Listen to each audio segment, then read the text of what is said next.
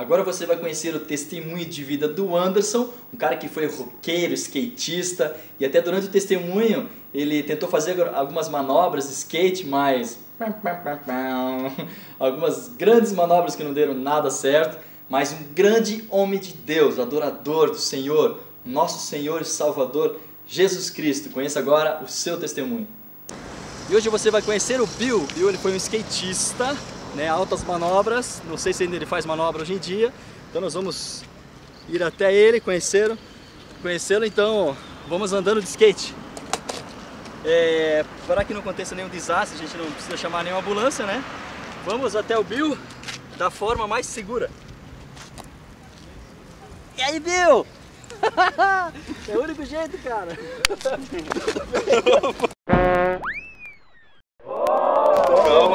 Calma. Segura esse skate, cara, porque olha. Beleza? Tá aí, é Bill mesmo? Sujou aí, ó. Cara, sujei mais ele. Tá aí, Bill? Como é que é teu nome? Na verdade, meu nome é Anderson, né? Ah, Mas Anderson. uma galera me conhece por Bill, né? Por que Bill? Ah, isso é uma longa história, né? Na verdade, eu mesmo coloquei esse apelido em mim quando tinha uns 13 anos, porque todo mundo tinha apelido e acabou ficando, né? Que legal, agora a gente vai conhecer a história da sua vida. E pelo que eu sei, sua infância foi um agito só, parece que você mudou de casa algumas vezes, família, sei lá, como é que foi isso?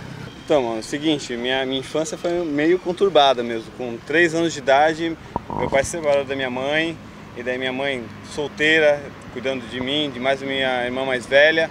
E daí a gente ficou com alguns tios, com alguns conhecidos dela, a gente foi morar em vários lugares, hein? E quando eu tinha mais ou menos uns 6 anos, eu voltei a morar com a minha mãe, em São Francisco do Sul. Lá, minha mãe conheceu o meu padrasto, né? Que teve minha irmã mais nova, quando eu tinha 7 anos. Quando ela conheceu ele, a gente foi morar em Santos, em São Paulo. E daí lá comecei a me envolver com algumas coisas e com mais ou menos uns 11, 12 anos, eu comecei a surfar lá. Lá tem bastante praia, né? Comecei a surfar, comecei a gostar disso e acabou minha mãe se separando do meu padrasto e a gente foi morar em Barra Velha. Quando eu cheguei em Barra Velha, não conhecia ninguém, só conhecia meu primo, que morava bem na frente, assim.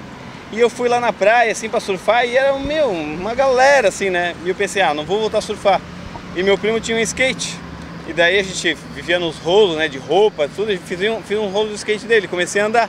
E daí ele se empolgou também, comprou um skate pra ele e começou eu e ele a andar em Barra Velha, que ninguém andava.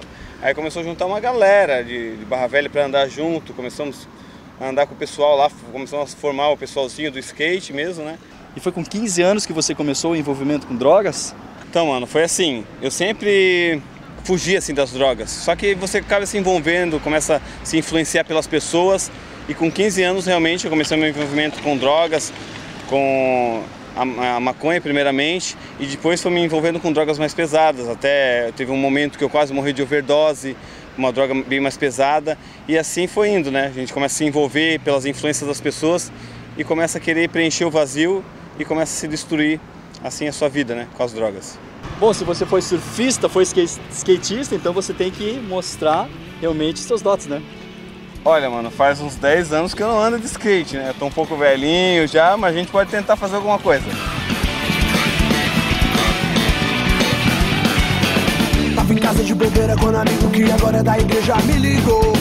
E eu parei, pensei 2 vezes, esperei muito tempo, mas agora eu vou nessa parada lá na casa dele, participar de uma reunião que chamavam de celular. E foi lá que eu entreguei o meu coração. Mas antes eu inventava mil desculpas, uma delas por causa da idade, dizendo que eu era muito jovem, tinha tudo que eu queria, até felicidade. Mas me enganei, a alegria verdadeira ainda não conheci. Como você conheceu a sua esposa, a Paola? Então, isso aí foi meio engraçado, assim, como eu conheci ela, porque ela tava ficando com um amigo meu e eu tava muito afim de uma amiga dela. Então, assim, eu ligava pra ela perguntar sobre a Fernanda. Fernanda, como é que tá a Fernanda? Querendo ficar com a amiga dela. E ela ligava pra mim pra perguntar do meu amigo. E assim a gente foi criando uma amizade, sempre um ligando pro outro. Aí num show de rock da banda Cólera, lá no Curupira, que é um lugar só de banda punk, lá em Guaramirim, no dia 17 de maio de 98. A gente tava lá na grama, deitado, tudo. Daí eu comecei a beijar ela e a gente acabou ficando. Daí desde então a gente tá junto. E naquela época você tinha uma banda de punk rock. Como é que começou essa banda? Então, começou assim, eu morava em Joinville, nessa época eu voltei a morar em Barra Velha, que meu cunhado tinha comprado uma bateria e não sabia tocar. Então, daí, nessa época a gente começou a procurar e a gente conseguiu uma guitarra pra mim. Só que eu também não sabia tocar. Que banda que é essa? Daí a gente ficava horas no quarto lá, ele fazendo barulho com a bateria e eu com um copo ficava fazendo barulho na guitarra. E daí comecei a aprender tudo, pouquinho. Só que a banda só fluiu depois que entrou mais um integrante, que era guitarrista, que era o Marlos. Ele sabia tocava muito bem. Ele começou a nos ensinar tudo, aí a gente começou a aprender, começamos a tocar em alguns lugares lá em Barra Velha. Nosso primeiro show nós tocamos 5 músicas, só sabia tocar 5 músicas. E só cover, daí foi indo, a gente começou, daí a gente saiu de Barra Velha e veio morar em Joinville, e daí minha esposa entrou na banda como baixista. E você já estava namorando a Paola há uns 2 anos, né? Você tinha 19 anos, quando descobriu que ela estava grávida. Qual foi a sua reação? Então, olha, a reação foi... A gente não esperava isso, né? Imagina, eu com 19, ela com 17, e os pais dela não sabiam que ela estava namorando. A gente estava namorando meio assim, escondido, porque ela era muito jovem. 2 anos ainda? Os pais dela não sabiam? Não sabia. Na verdade, o pai dela sabia. Quem não sabia era a mãe dela. E daí fomos conversar com o pai dela, ligamos para a mãe dela, tudo. E daí marcamos o casamento para casar, para formar uma família, né? Tem algumas pessoas que se casam e pensam que depois de se casarem, o problema com drogas cessa. Na verdade, não foi isso que aconteceu com vocês. Não.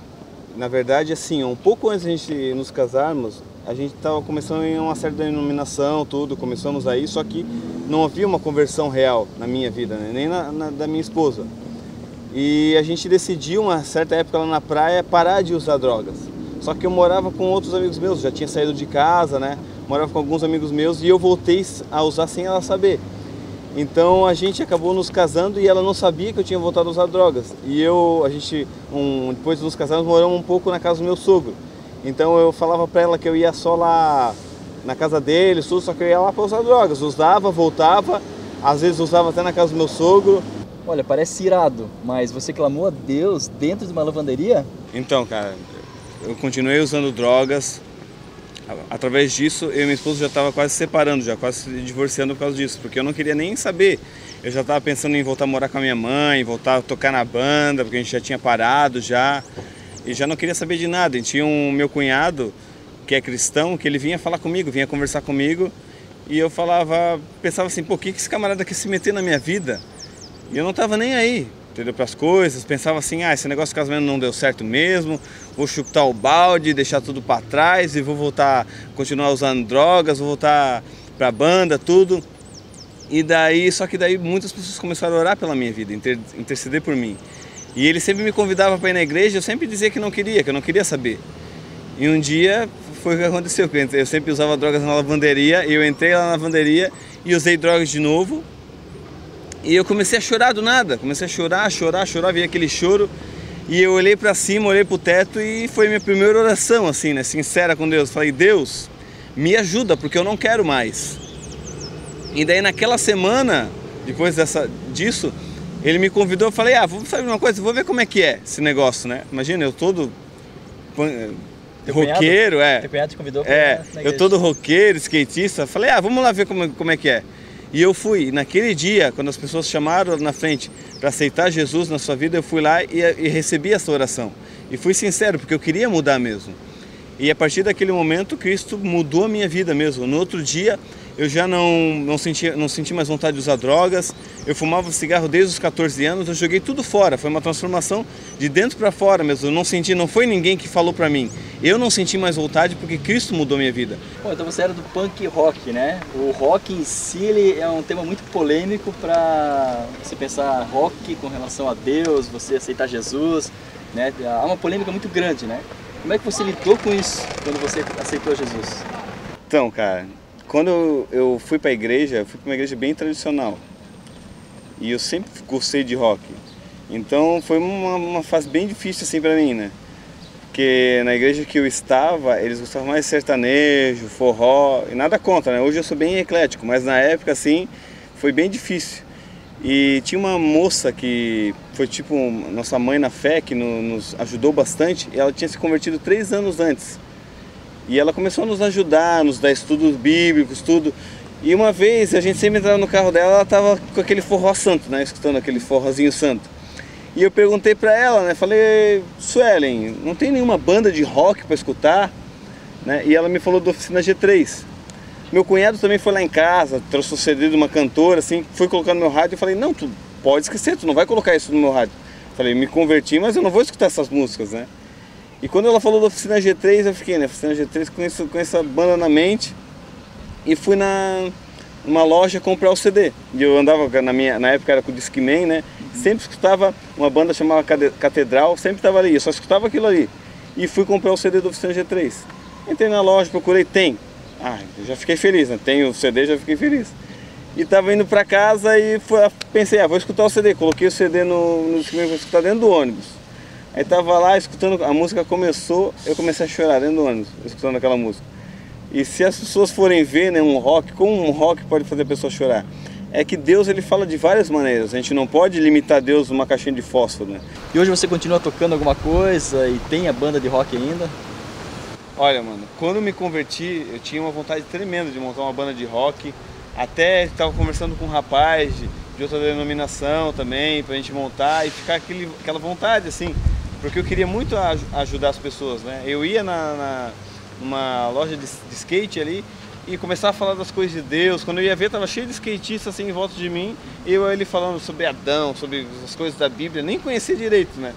Então, quando eu me converti, eu mergulhei de cabeça mesmo no Evangelho mesmo e veio uma vontade tremenda de eu estudar a Bíblia. Eu que não lia jornal, não lia gibi, não tinha vontade de ler nada, comecei a ler a Bíblia. Em um ano eu tinha lido a Bíblia toda. Eu tinha uma vontade tremenda de aprender das coisas de Deus. E eu comecei a fazer alguns cursos. Essa irmã, como eu falei, ela deu algum curso bíblico para nós. E ela falava das coisas e aquela fome de aprender. E eu não sabia porquê, né? Que Deus tinha um plano já no ministério de ensino. De um roqueiro, Deus transformou você num homem que ensina a Bíblia. Então, mano, pra tu ver, a Bíblia diz que Deus escolheu as coisas loucas desse mundo, né? E quem iria imaginar que eu, roqueiro, todo doidão, virado no alho, entendeu? Iria se tornar um ensinador. E assim começou meu ministério. Eu comecei a ensinar, nesse curso que eu participava de manhã, eu comecei a dar aula, comecei a ensinar a igreja sobre as coisas de Deus, de tanto que Deus foi me dando, eu fui compartilhando. Como é o dia a dia do Anderson, como cristão, como homem de Deus, como pai e como marido? Então, tem pessoas que quando vão servir a Deus, acham que todas as coisas vão melhorar, mas não é bem assim, né?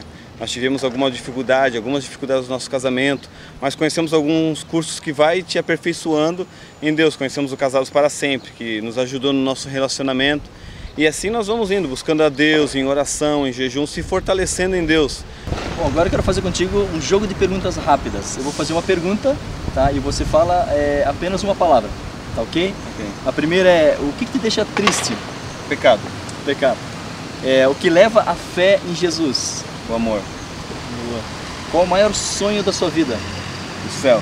O céu. Agora você pode responder mais de uma palavra, né? Quem que é Jesus Cristo de Nazaré para você? Jesus hoje não é somente meu Salvador, é meu Senhor. Não somente isso, Ele é um amigo. E se a gente pensar assim de uma forma, Jesus, aceitar uma pessoa como eu era, totalmente virada. Tem pessoas que pensam assim, o cara assassino agora vai para a igreja e mudou. Mas não é que ele mudou, é que Jesus muda a nossa vida. E agora, cheio de Deus, cheio do Espírito Santo, quero que você deixe uma mensagem para todas as pessoas que estão nos ouvindo, nos assistindo, principalmente as pessoas que até mesmo estão nas drogas, né? O que você diria para elas?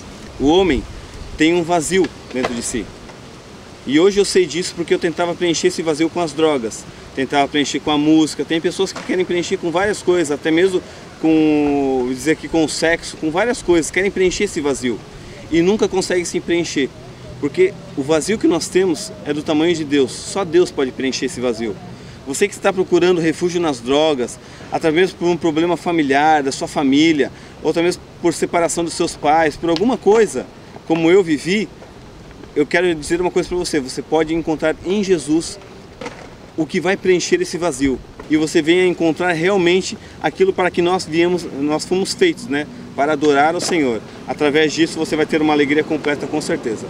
Anderson, a tua vida, o teu testemunho deixa claro que Deus é poderoso, Deus pode fazer grandes coisas na vida do ser humano. Que Deus continue te abençoando, em nome de Jesus. Quero te agradecer também por essa comunhão contigo, esse momento precioso. Eu que agradeço, eu quero que cada vez mais Deus use vocês através deste programa e que várias pessoas possam ser alcançadas. Amém. E quem sabe você possa ser a próxima pessoa a ser transformada pelo amor de Jesus. Amém? Amém. Não há dúvidas, Jesus Cristo de Nazaré é o único caminho que chega até Deus. Então entregue a sua vida a Ele. Bom final de semana E que Deus te abençoe.